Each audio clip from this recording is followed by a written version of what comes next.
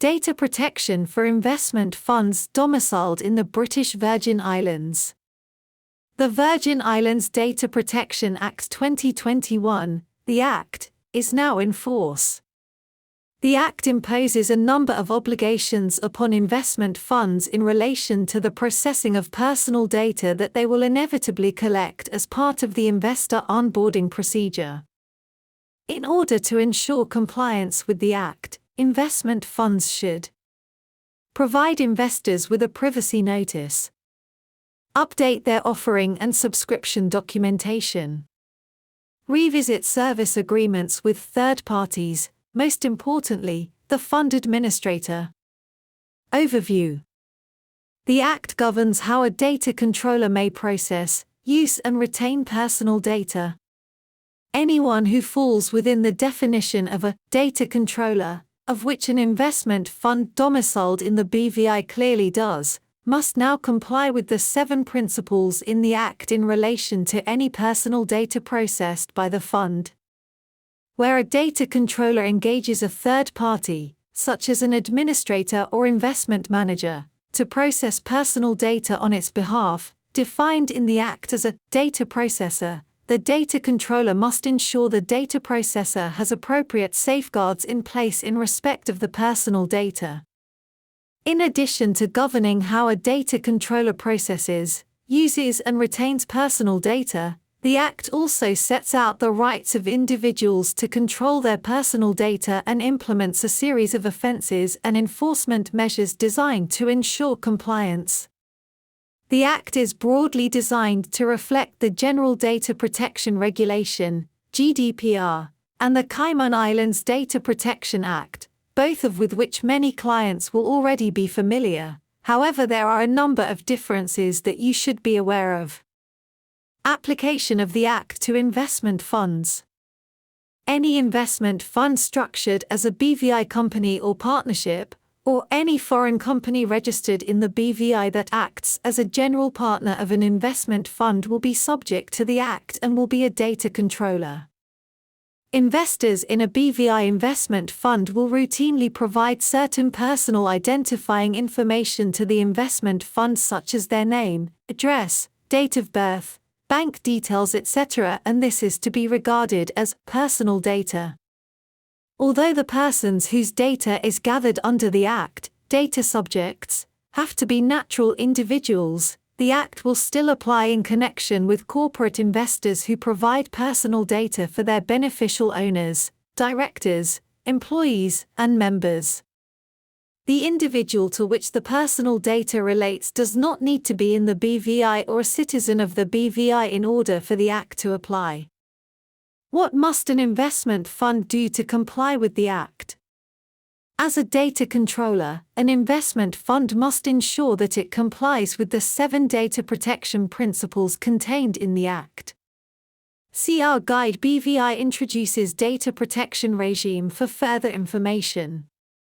In practical terms, an investment fund can demonstrate compliance with the data protection principles by taking the following actions.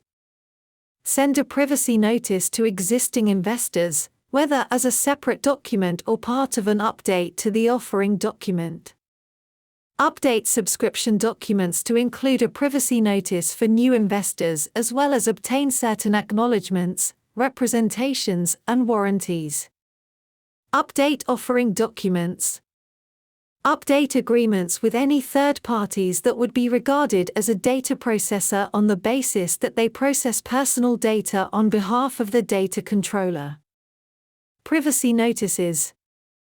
If the investment fund is already subject to GDPR, then it may have already adopted a GDPR-compliant privacy notice.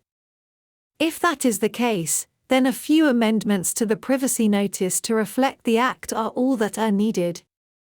If the investment fund has not yet adopted a privacy notice, then it should prepare one in order to communicate the required information to its investors, and we would be happy to assist with this drafting where required. In either case, the privacy notice should be sent to existing investors and/or made available on an investor or fund administration portal. Subscription documents.